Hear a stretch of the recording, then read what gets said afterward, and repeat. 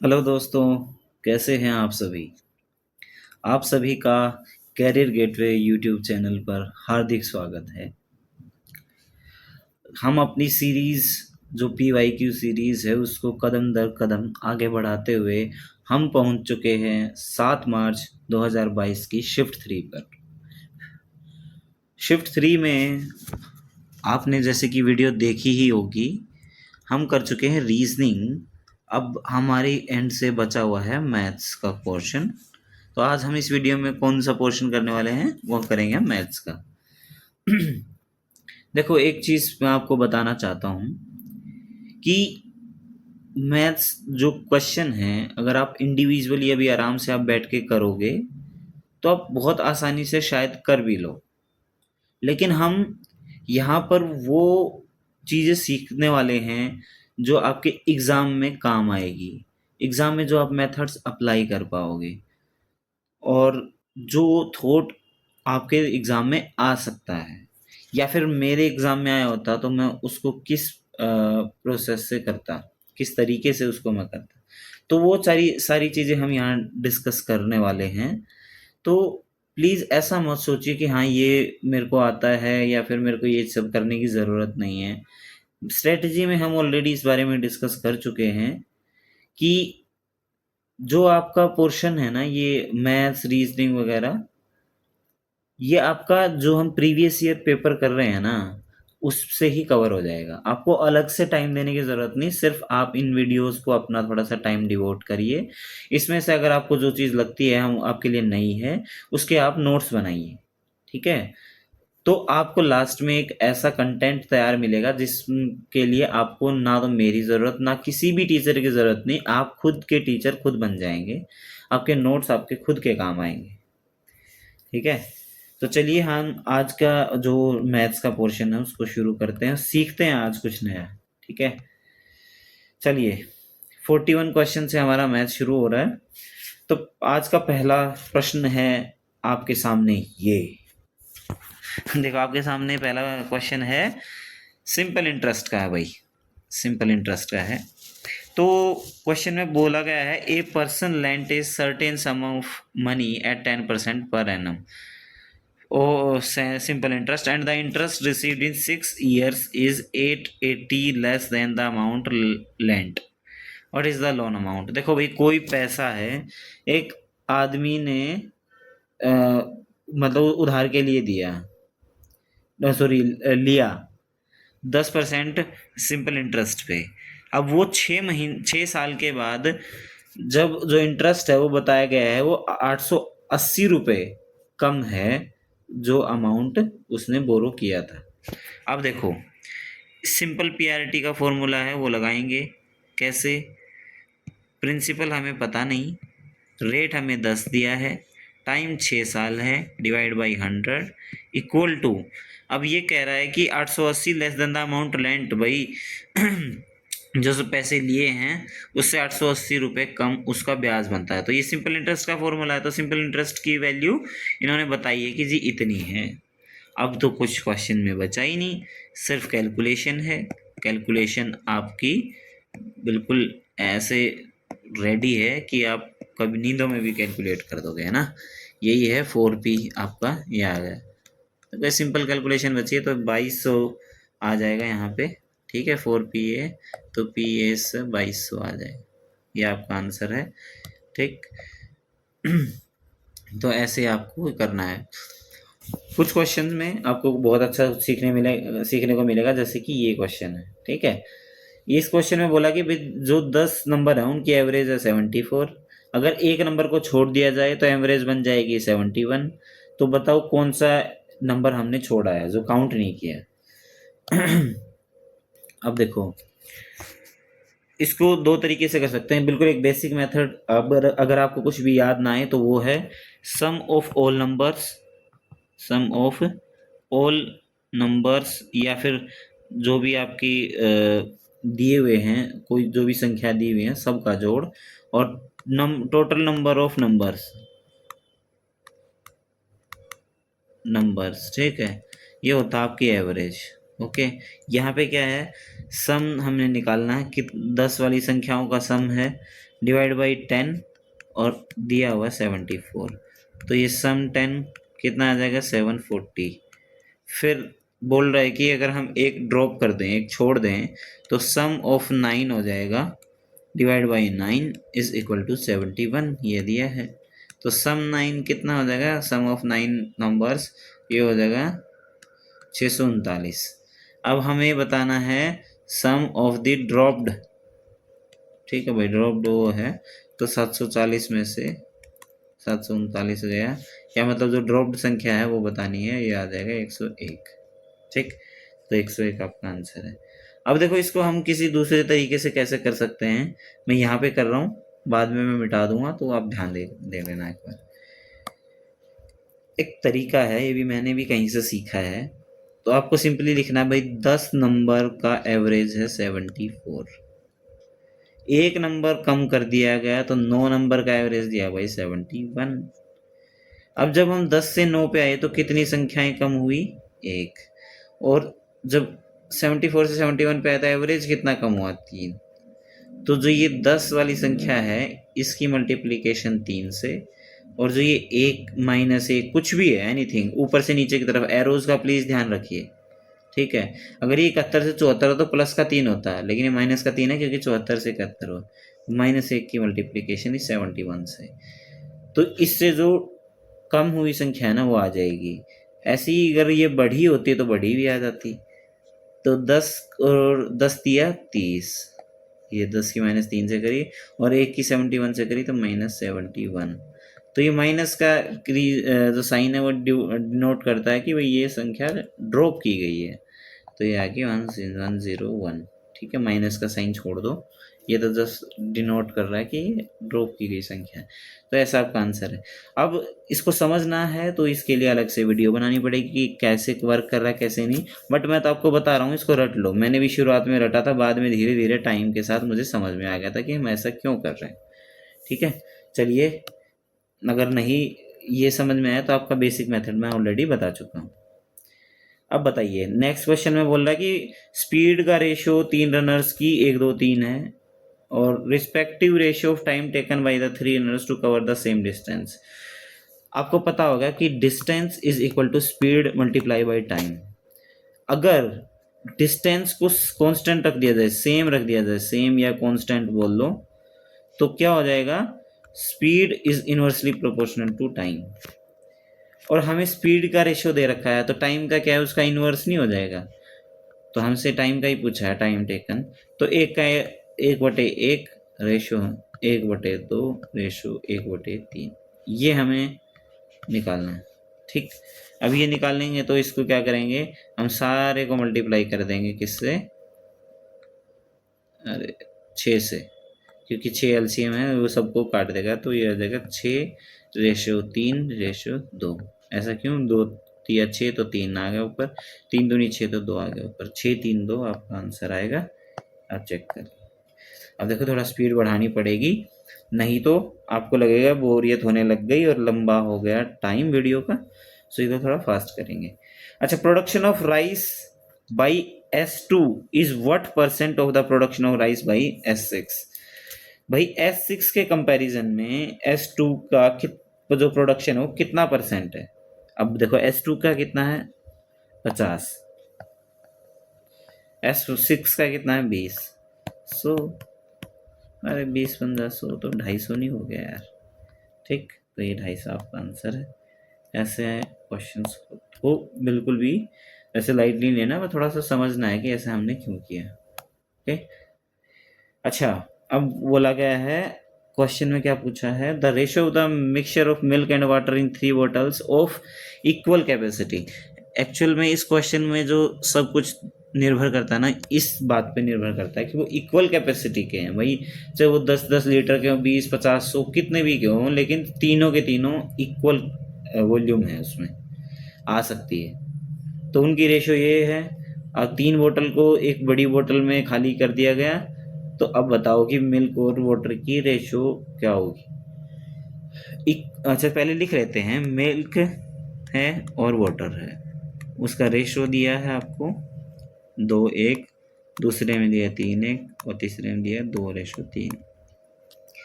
जब भी equal capacity करनी हो तो आपको क्या करना पड़ेगा, इन तीनों को इक्वल बना लेना है। इक्वल कैसे बनाएंगे, इक्वल बनाएंगे हम पहले इनका टोटल लिख लो आप। टोटल 2 और 1 3 पार्ट हैं इसमें, इसमें है 4 और इसमें है 5। अब इनका एलसीएम लेना है। एलसीएम लेने पे वो हमें उतना ही बनाना है, या तो ऐसे कर लो, एलसीएम ले लो, एलसीएम आ गया 60। अब इसकी कितने के साथ गुणा करें, 20 से। तो इससे पहले तो देख लो, 4 15 चौके 60, 5 12 15 60। अब ये लिख लिया। अब जो ये संख्या है ना, ये जो संख्या आई है, ये और ये, हमें इनकी मल्टीप्लिकेशन करनी है अंदर, ठीक है। तो क्या आएगा, आप देखो 20 की करूंगा तो मैं देखो यहाँ लिख रहा हूँ, 20 की करूंगा तो 20 दूनी 40 और 20, 15 की इनसे करूंगा तो 15 आती है 45, 15, और 12 की करूंगा तो 12 दूनी 24, 12 आती है 36। ऐसा क्यों किया, क्योंकि पहले तो हमने उनकी कैपेसिटी इक्वल बनाई है, ठीक है। इक्वल कैपेसिटी बनाने पे हमें पता चला कि इतना मिल्क है और इतना वाटर है, ठीक है। इतना मिल्क और इतना वाटर है। अब जोड़ दो, 6 5 11, 3 3 6 1 7, और 5 4 9, 4 4 8 और 2 10, 109 रेशो 71। ये देखो, आई होप आपको समझ में आया होगा। नहीं तो आप फटाफट बैक जाके फिर से आप उस वीडियो को देख सकते हैं। अगर L और M LCM और HCF है इन तीन संख्याओं के, तो बताओ L प्लस M क्या होगा। आपको LCM निकालने का तरीका बताता हूँ। आप जो बेसिक तरीका है उससे भी कर सकते हैं, लेकिन अपना जो मेथड है उसका नाम ही अपना मेथड है, और जिस चीज़ में अपनापन आ जाए तो आप समझते ही हो कि इसकी कितनी वैल्यू है, हैं? ठीक है ना। देखो ये 3 संख्याएं हैं। जब भी एलसीएम निकालना हो तो सबसे बड़ी संख्या को लिख लो कि भाई वो तो होगी ही होगी, ठीक। अब 105 में क्या क्या कवर हो रहा है, मैं इसको बाइफरकेट करके लिख रहा हूँ, ये है नहीं, बस वैसे लिख रहा हूँ आपकी समझाने के लिए। 21 है और 5 है, 21 15 105 होता है ना। तो जब इसमें 105 में ऑलरेडी 21 है तो इस 21 का कोई रोल है, क्योंकि ये तो ऑलरेडी कवर हो चुका है ना 105 में, तो इसका कोई रोल नहीं है, इसको नहीं लेंगे हम। 63 को अगर मैं सिंप्लीफाई तरीके से लिखूँ तो 21 या 63 नहीं लिख सकता। अब इसका भी 21 ऑलरेडी कवर है 105 में, ठीक है। तो जब ये आपको थोड़ा प्रैक्टिस हो जाएगी ना, अभी तो थोड़ा कॉम्प्लिकेटेड सा लगेगा, लेकिन ऐसे करोगे तो आपकी प्रैक्टिस हो जाएगी, प्रैक्टिस होने पे आपको बहुत ईजी लगेगा। अब देखो 21 ऑलरेडी कवर है, तो जो बच गया 3 क्या कवर हो रहा है, नहीं हो रहा, तो हम 3 की और मल्टीप्लिकेशन करेंगे, और 105 दिया 315, ये आपका हो गया एलसीएम इक्वल टू L। और HCF, इनका HCF निकालना हो तो भाई ऑब्वियसली सबके जो कॉमन कौन सी आ रही है, इसमें भी 21 है, 63 में भी 21 है और 21 में भी 21 है, तो आपका HCF कितना होगा, 21। अब बताओ इनका जोड़ बताना है। अरे जोड़ दो भाई, 315 में 21 जोड़ देंगे तो कितना हो जाएगा, बताओ बताओ बताओ। 331 है 5 36, 336, ये ठीक। आई होप आपको ये मेथड समझ में आया होगा कि हमने एलसीएम कैसे निकाला। अच्छा भाई, 8.5% ऑफ ए नंबर, ये परसेंट है, लेट्स से परसेंट के लिए 100 डिवाइड कर दें, is 1.6 more than the 4.5% of the same number. More than का मतलब है कि भाई जो ये वाली संख्या है ये बड़ी है और ये वाली छोटी है, तो हम लिख लेते हैं उसी अकॉर्डिंग इसको। कितना ज़्यादा है, 1.6। अब कर दो, 100 को उस तरफ ले जाओ और 8.5 में से 4.5 गया तो कितना बच गया, 4x। 100 उस तरफ गया तो 160, तो अब x कितना आ गया, 40। अब हमसे पूछा क्या, what is the value of the number, x ही हमने वो नंबर माना था, तो आंसर इज 40। चलिए फटाफट, हमें अपनी स्पीड नहीं गिरने देनी, इसी स्पीड को मेंटेन करोगे तो एग्जाम में भी आपकी स्पीड मेंटेन रहेगी।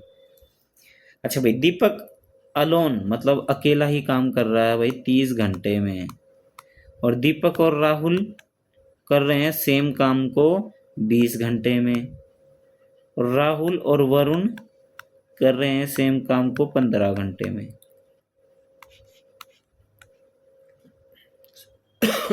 सॉरी।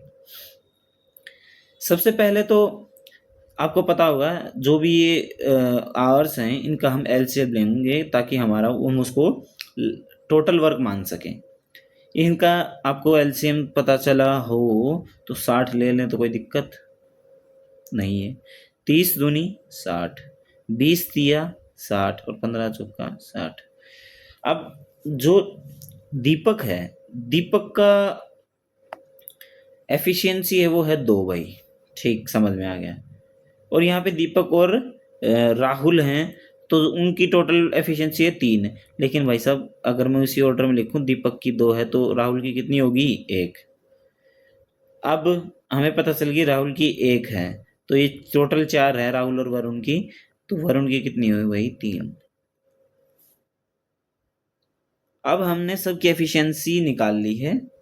हमसे किसी का भी पूछे बता देंगे। हमसे वरुण का पूछा है भाई, वरुण की एफिशिएंसी है 3, टोटल काम है अपना 60, एफिशिएंसी है 3, तो टाइम कितना लगेगा मेरे भाई 20 घंटे।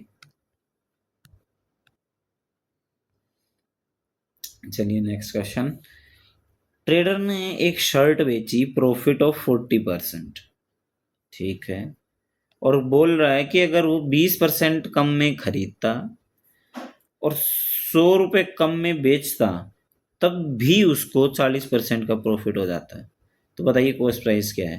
देखो जो ये इस तरह के क्वेश्चन है ना, बहुत सारे बच्चे छोड़ देते हैं इसको, कॉम्प्लिकेटेड सा क्वेश्चन मानते हैं, बट मैं आपको इस तरीके से बताऊंगा कि आप आगे कभी भी इस तरह का क्वेश्चन आएगा उसको छोड़ोगे नहीं, बल्कि भाग के करोगे कि हाँ ये क्वेश्चन तो मैं डेफिनेटली कर सकता हूँ।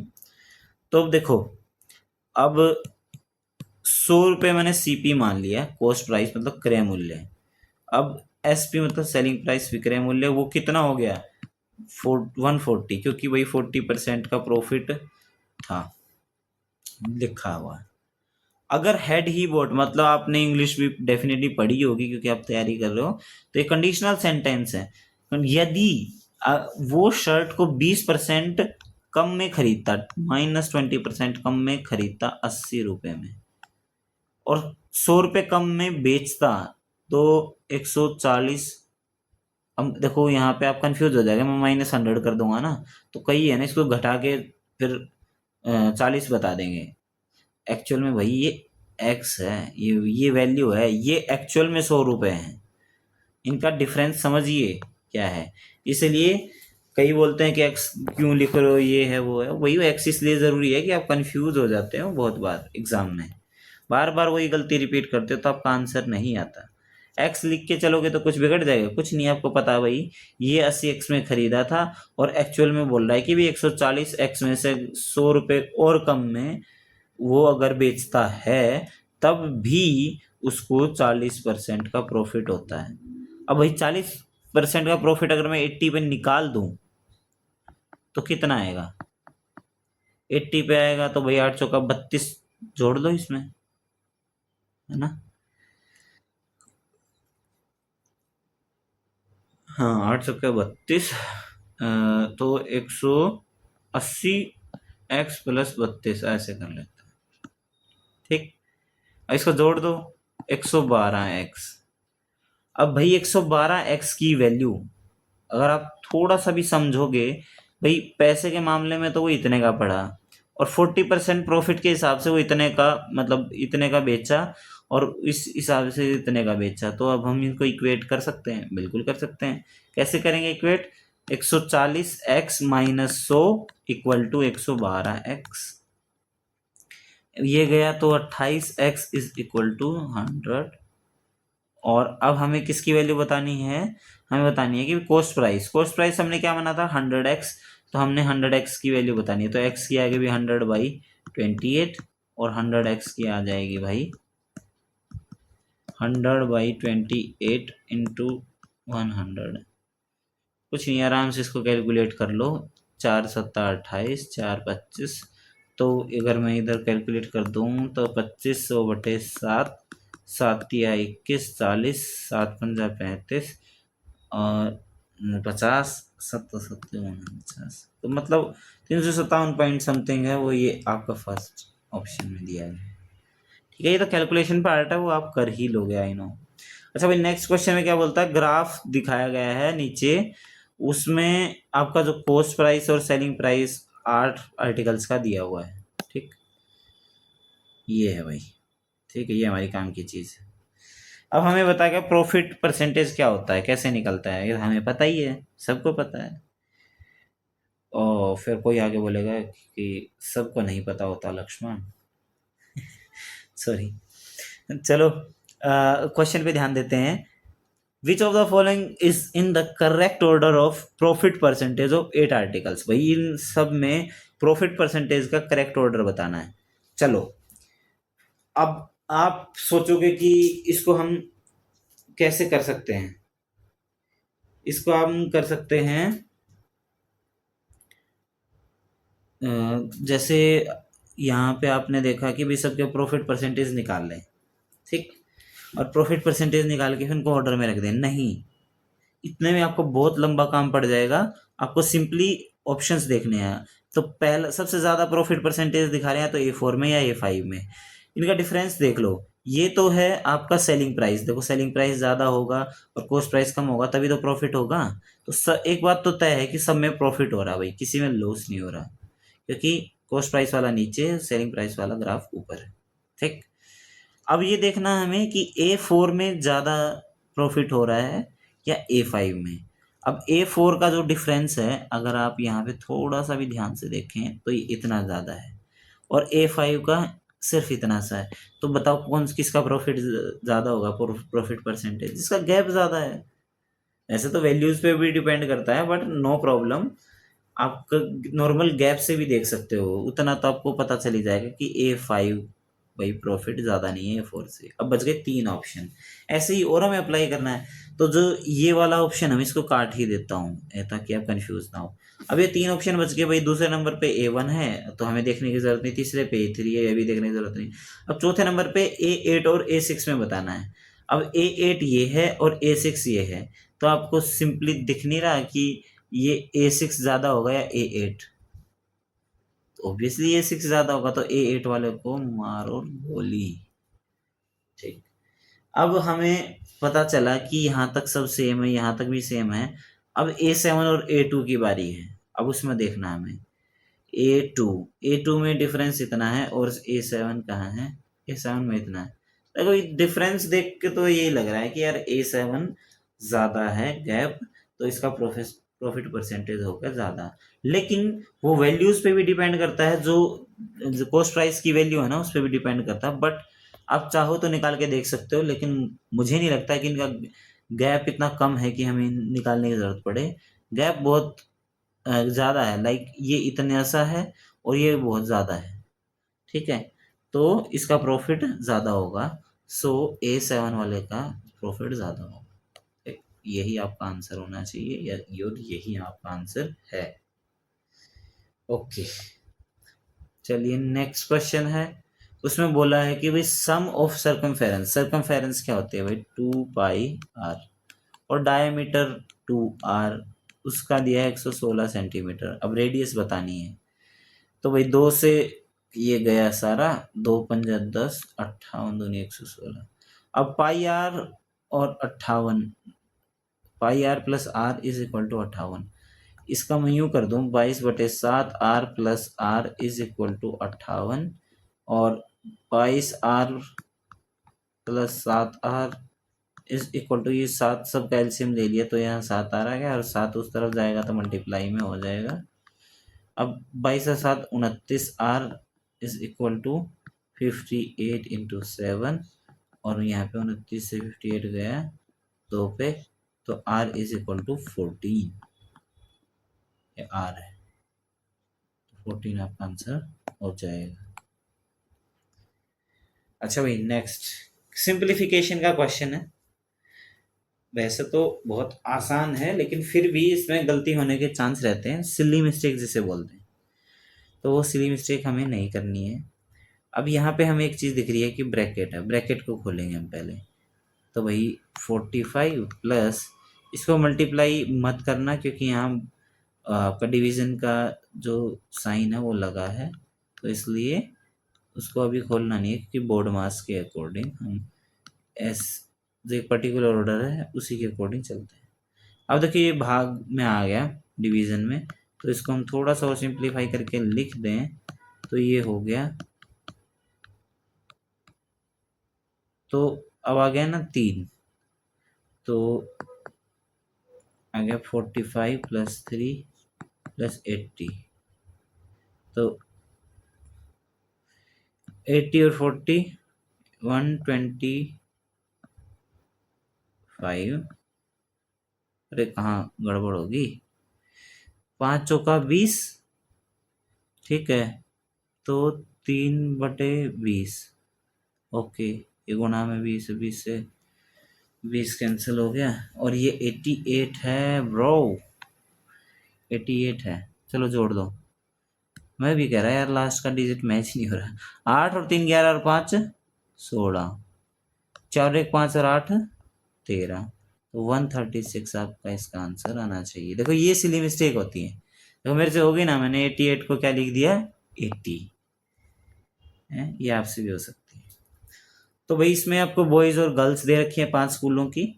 अब हमें करना क्या है, हमें बताना है J1 value of average number of boys in all schools, और J2 लिख रखा है difference between total number of boys and total number of girls in all schools. देखो या तो आप पहले एवरेज निकाल लो बॉयज़ की सभी स्कूल में, या डिफरेंस निकाल लो टोटल नंबर ऑफ बॉयज़ और गर्ल्स का, जो भी आपको कन्वीनियंट लगे वो निकाल लो, मैं उसी में आपका आंसर बता दूंगा। देखो अगर आप बॉयज़ का एवरेज निकालोगे तो देखो 5 सीधा ऐसे जोड़ना, आपको ऐसे नहीं है लिखोगे और फिर वो करोगे, और कई ऐसे जोड़ते हैं 250 में 100 जोड़ गया 350, उसमें भी ठीक है, लेकिन जो लास्ट के डिजिट है ना वो थोड़ा पंगा कर देते हैं, इसलिए अपने सिंपल कैलकुलेशन रखो। पहले यूनिट डिजिट को जोड़ो 5, फिर आगे 5 2 7, फिर आगे 2 और 1 3 4 5 और 2 7, 775। यह आ गया सम, और स्कूल कितने हैं आप देख पा रहे होंगे 5, तो इनका बॉयज का एवरेज आ गया 5 एकम 5 27 15 15 25 और 2 15 15 25, तो 155 इनका एवरेज आएगा 155। अब एक बात आप सोच के बताओ मुझे कि ये 155 है, अब 155 रेशो कुछ आएगा जो डिफरेंस है, तो अगर एक बार हम ऑप्शन पे भी नज़र डाल लें तो आप एक बात बताओ, जो 155 है इनमें से किसका मल्टीपल है, वो है 31 का। अगर आप देखोगे तो 5 से मल्टीप्लाई करो, 5 एकम 5 और 5 दिए 15, तो 155। और कोई ऐसा है जो मैच कर ही नहीं रहा, तो आंसर ये है। कई बार आपको सब कुछ निकालने की ज़रूरत नहीं होती, सिंपली ऑप्शन पे ध्यान डालिए और देखिए, थोड़ा सा लॉजिक लगाइए, आपका आंसर आपके सामने है। और फालतू की कैलकुलेशन करने से आप बच जाओगे, टाइम भी आपका बचेगा। अच्छा भाई, पुलकित starts walking from G to H, and at the same time Ramesh starts walking from H to G. Okay, the speed of Pulkit and Ramesh are 30 km per hour and 18 km per hour respectively. After meeting each other, the time taken by Ramesh to reach G is 75 hours. What is the time taken by Pulkit to reach H after meeting Ramesh? अब देखो दो point है, दो point कौन कौन से, एक है जी एक है एच। ओके, ये भाई पुलकित है, ये मैं पुलकित को पी से, अच्छा चलो मैं उससे डिनोट कर देता हूँ दूसरे पेन से, पी से डिनोट कर रहा हूँ पुलकित को, और आर से डिनोट कर रहा हूँ रमेश को। पुलकित जाता है इस तरफ, रमेश जाता है इस तरफ, किसी एक पॉइंट पे वो मिले, उसके बाद रमेश ये दूरी तय करके यहाँ पहुँच गया, ये रमेश है, और ये दूरी तय करके इतना टाइम लेके जो ये जी है, अरे जी नहीं, ये पी है पुलकित, वो पहुंच गए यहाँ, ठीक है। वो बीच में कहीं मिले क्योंकि एक दूसरे के आमने सामने मतलब अपोजिट डायरेक्शन में चल रहे थे। अच्छा भाई, पुलकित की जो स्पीड है वो 30 है, और रमेश की है 18। अब देखो इसका एक फॉर्मूला होता है, जो मान लो speed of A divide by speed of B is equal to under root मिलने के बाद एक द्वारा लिया गया टाइम, ये है टाइम ऑफ ए, मिलने के बाद का है ये हमेशा ध्यान रखना, टोटल टाइम नहीं है, दोनों के मिलने के बाद ए को कितना टाइम लगा डेस्टिनेशन तक पहुंचने में, ऐसे ही ये है टाइम ऑफ बी। अब देखो इसमें पुटअप करते हैं, पी पुलकित को मान लेते हैं, मान क्या लेते हैं, पुलकित की स्पीड दिया भाई 30, ठीक, और भाई रमेश की दी है 18 under root time taken by A मतलब पुलकित, पुलकित का तो हमें निकालना है भाई, time taken to by B है ये, मतलब बी इन द सेंस हमारा जो ये बी है, लाइक यहाँ जी है यहाँ, ठीक है, जी का है ना, रमेश यहाँ से चला और जी तक पहुंचना है खांसी, सॉरी। देखो इसमें मैं बताया भी था कि मिलने के बाद आर जी पे पहुंच रहा है, ये जी पॉइंट है, तो इसका टाइम टेकन है वो आएगा यहाँ, कोई किसका है जी, रमेश का है, तो रमेश अपना ये है 18 वाला, तो यहाँ आएगा 75 आवर्स, नीचे वाला हमने निकालना है। अब देखो 6 तिया 18, ये हो गया 6 पंजा 30, और यहाँ इसका अगर स्क्वायर रूट खोल दें, सॉरी अंडर रूट खोल दें, तो ये हो जाएगा 25, 3 का हो जाएगा 9, ये हो जाएगा 75 डिवाइड बाई एक्स, और 25 तिया 75, एक्स की वैल्यू आ जाएगी 9 तिया 27। अब बताओ सही करा कि नहीं करा, यहाँ पे सही तो हमने किया, आंसर भी आ गया, हम मैच भी कर लेंगे, लेकिन यहाँ पे सीखने वाली कौन सी बात है, ये है, ये आफ्टर मीटिंग है, इन्होंने स्पेशली ये चीज मेंशन करी है क्योंकि फॉर्मूला ही उसके लिए दिया गया है, आफ्टर मीटिंग है, ये ए की स्पीड है, ये स्पीड है, और आपको पता है जो टाइम होता है उसका रिवर्स होता है, तो इसलिए इसका जो टाइम है पहुंचने का वो नीचे है और बी का है वो ऊपर है, फॉर्मूला ये आपके सामने मैंने लिखा हुआ। नेक्स्ट पे चलते हैं, radius of a hemisphere, hemisphere भाई आधा गोला, उसकी रेडियस है 21 centimetre, the numerical value of the volume of a hemisphere is equal to 4 times the numerical value of the area of the triangle. अगर आप थोड़ा सा भी ध्यान दो यहाँ पे, तो न्यूमेरिकल वैल्यू की बात हो रही है, आई होप आपको पता होगा न्यूमेरिकल वैल्यू से इसका यहाँ पे मतलब क्या है, बट फिर भी अभी मैं आपको समझा देता हूँ। लास्ट में क्या है, length of rectangle 11 times the breadth, what the parameter of the rectangle. देखो न्यूमेरिकल वैल्यू से क्या मतलब है, पहली बात तो वॉल्यूम ऑफ हेमिस्फीयर क्या होती है, 2/3 पाई आर क्यूब ये होती है। अब इसको निकालने के लिए हमने पाई रखा 22/7 और आर क्यूब है 21 गुना 21 गुना 21, ठीक।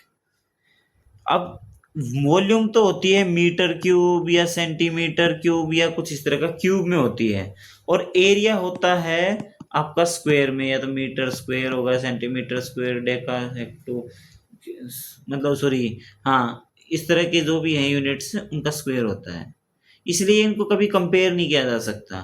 लेकिन जब उसने बोला है कि न्यूमेरिकल वैल्यू, तो हम उसको कंपेयर कर सकते हैं। ये तो आपकी वॉल्यूम हो गई हेमिस्फीयर की, और जो ये वॉल्यूम है वो किसके इक्वल है, 4 times the numerical value of area of the rectangle, और एरिया ऑफ द रेक्टेंगल क्या होता है, L इंटू बी, ठीक। यहाँ पे 7 या 21 से 21 गया, ओके, और 4 से ये गया 2, और ये हो गया 11, ठीक। अब हमें बताया गया है कि length of the rectangle, length जो ये लेंथ है वो 11 टाइम्स ऑफ ब्रेड्थ है, ठीक। तो हमारा ये आया हुआ था इतना, अब लेंथ है वो है 11 टाइम्स ऑफ ब्रेड्थ, और ब्रेड्थ हमें दे ही रखी है, 11 से 11 कैंसिल, और बी स्क्वेयर 21 का स्क्वेयर हो गया, तो बी की वैल्यू होगी 21। ठीक, अब हमसे पूछा क्या है, अच्छा भाई बी की वैल्यू 21 है ब्रेड्थ की, तो मैं लेंथ की नहीं निकाल सकता, 11 गुना 21, 11 की जो मल्टीप्लीकेशन 21 के साथ, 11 एकम 11, 23। ठीक, और अब हमने बोला गया है पैरामीटर, पैरामीटर आपको पता है 2 × L + B होता है, और यहाँ पे 2 × L + B हो गया 231 + 21, और हो गया यहाँ पे 252 × 2, 52 दूनी ये 250 दूनी 500, 504, 504 इसका आंसर होगा। ठीक है, ऐसे करने हैं आपको क्वेश्चंस, किस चीज का क्या मतलब है ये ध्यान रखना है। अच्छा भाई, in a school 7/9 students are girls, ठीक है, if the number of boys is 144, then what is the number of the girls. अब आप मान के चलो कि 7/9 स्टूडेंट्स दिया है, मतलब टोटल स्टूडेंट्स वो कितने हुए, वो हुए आपके 9, जिसमें से गर्ल्स हैं 7 और बॉयज हैं 2। अब what is the number of the girls, 7। नहीं नहीं नहीं नहीं, ये गलती नहीं करनी, क्योंकि total number of boy, if the number of boys is 144, तो भाई 144 का मतलब है 2 की वैल्यू 144, 1 की आ गई 82, नहीं नहीं नहीं, चलो 2 7 14, 2 दूनी 4 72। ठीक, अब हमसे गर्ल्स पूछी हैं, तो भाई 7 हैं गर्ल्स, उसकी वैल्यू होगी 72 × 7, 7 दूनी 14, 1 7 49 और 1 50। वाह भाई वाह, देखो एक्सीडेंटली क्या हुआ, पिछले वाले का भी आंसर 504 था और इस वाले का आंसर भी 504 है, और दोनों को आंसर को या क्वेश्चंस को साथ साथ रखा गया है। क्या कोइंसिडेंस है भाई। चलो, अब हमें बताना है डिफरेंस बिटवीन 2/3 of 17/4 into 288।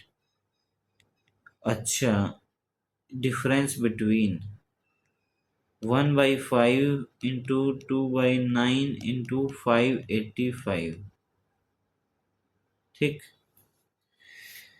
इनका डिफरेंस बताना है। अब इनका डिफरेंस कैसे निकालेंगे, 2 दूनी 4 और 3 दूनी 6, 6 से इसको डिवाइड कर सकते हैं, 6 चौका 24 और 6 8 48, और 17 की 48 से गुना करेंगे तो 17 8 17 8 136 होना चाहिए ना। ठीक है, 13 17 चौके 68 और 13 81। और यहाँ देख लेते हैं भाई, 5 से गया 5 एक 5, 17 5 85 और 9 13 9 117, 13 दूनी 26। ठीक है, आ गया 26। तो कैलकुलेशन आपको भी ऐसे करनी पड़ेगी। ये आ गया भाई 790, तो ऑप्शन में दिया हुआ है बिल्कुल, तो हमारा आंसर भी होगा 790। वाओ, कितना अच्छा सवाल है, कितना सिमेट्रिकल सा लग रहा है। यस, यही चीज है जो हमें ऐसे क्वेश्चंस में देखनी है, सिमेट्रिकल। ये आपको नहीं लगता कि कुछ ऐसा दिया हुआ है जो आपने देखा हो। यस, देखो ये दो हैं सेम टर्म, ये दो हैं सेम टर्म, और ये थोड़ा सा डिफरेंट है, तो हमें अगर इसको a मान लूं तो ये a² हो गया, और इसको b मान लूं तो ये b² हो गया। ठीक, अब जो ये बीच वाला है ये कैसे हो सकता है, क्या हो सकता है, ये 0.75, इसका मतलब ये है b। अब ये क्या 2a हो सकता है, सर बिल्कुल हो सकता है। 1.75 a हो गया है, उसका 2 गुना करेंगे तो कितना हो जाएगा 3.5। तो हमें एक चीज कंफर्म हो गई कि सॉरी, ये 2ab है और ये फॉर्मूला क्या हो किसका होता है, a माइनस बी का होल स्क्वायर। और a क्या है यहाँ पे 1.75 और b क्या है 0.75। अब आ जाएगा 1 और 1 का स्क्वायर होता है 1, ठीक है ना।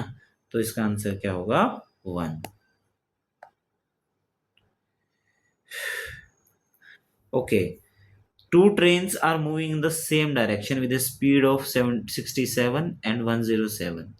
Time taken by the faster train to cross a man sitting in the slower train is 18 seconds. What will be the length of the faster train?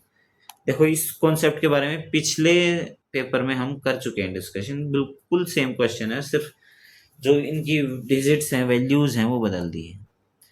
हमने क्या डिस्कशन किया था, ज़्यादा नहीं करूँगा, बस थोड़ा सा, ये स्लोअर ट्रेन है, ठीक है, और एकदम से एक फास्टर ट्रेन आई, फिर यहाँ पे एक बार इसके सामने आई और फिर आगे निकल गई।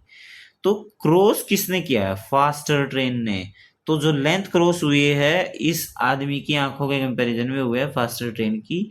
तो हमसे पूछा है फास्टर ट्रेन की लेंथ क्या है, तो जो लेंथ कवर की है तो वो क्या है, मतलब डिस्टेंस, और डिस्टेंस होता है स्पीड इनटू टाइम। लेकिन अगर वो सेम डायरेक्शन में जा रहे हैं तो उनकी स्पीड माइनस हो जाएगी। लाइक यहाँ पे 107 माइनस 67 मतलब 67 घटाएंगे तो जो इफेक्टिव जो स्पीड होगी वो होगी आपकी 40। ठीक, अब बताना है time taken by the faster train to cross a man. अब फास्टर ट्रेन है वो ही क्रॉस करेगी, स्लोअर ट्रेन तो फास्टर को क्रॉस कर नहीं सकती, इसीलिए हमें स्पीड पता चल गई। तो हमें लेंथ बताना है, लेंथ क्या होता है, स्पीड इनटू टाइम। पहले तो इस 40 किलोमीटर पर आवर है, इसको मीटर पर सेकंड में कन्वर्ट करने के लिए 5/18 कर दिया, ठीक। और टाइम कितना ले रही है वो, स्लोअर ट्रेन में बैठे आदमी को क्रॉस करने में 18 सेकेंड्स, ठीक है। 1 किलोमीटर पर आवर में था तो मैंने मीटर पर सेकंड में कर दिया, और फिर 18 का इन्होंने बोला कि 18 सेकंड लेती है ट्रेन। 18 से 18 कैंसिल, तो 40 पंजा 200, ठीक है। तो आपका आंसर होगा 200। चलिए आज का लास्ट क्वेश्चन है, क्या है ये last question, 75% okay of P's income, ठीक, is equal to 37.5% of Q's income. अब देखो यहां से ये गया, ठीक, परसेंटेज से हम नॉर्मली में कन्वर्ट किया था। एक ये जो है हटाने के लिए, बिंदु हटाने के लिए क्या करूंगा मैं, इसको मैं कर दूंगा नीचे 10, 25 से डिवाइड करा, 25 दिया 75, 25 से कम 25, 25 पंद्रह 125, 3 पंजे 15, ठीक, और 5 दूनी 10। तो ये तो एक सिंपल सी कैलकुलेशन है, आई होप आपको समझ में आ रही होगी। तो 2p is equal to q, और p कितना दिया हुआ है 24, तो q कितना हो जाएगा मेरे भाई 48,000 है। आंसर आपका यही होगा, ये देखो। तो दोस्तों आज के 20 क्वेश्चन हमारे यहाँ खत्म होते हैं, और मुझे लग रहा है कि आपको अच्छा लगा होगा। कुछ 2-4 क्वेश्चन के लिए नई तरीके हैं वो आपको जानकर कॉन्फिडेंट फील हो रहा होगा। तो हम ऐसे ही डिस्कशन करते रहेंगे, और अगले किसी तैयारी में हम मिलते हैं, और आगे अपनी तैयारी को ऐसे ही जारी रखेंगे, ठीक है। तब तक आप अपना ख्याल रखें, बाय बाय, टेक केयर, जय हिंद, ठीक है, चलिए बाय।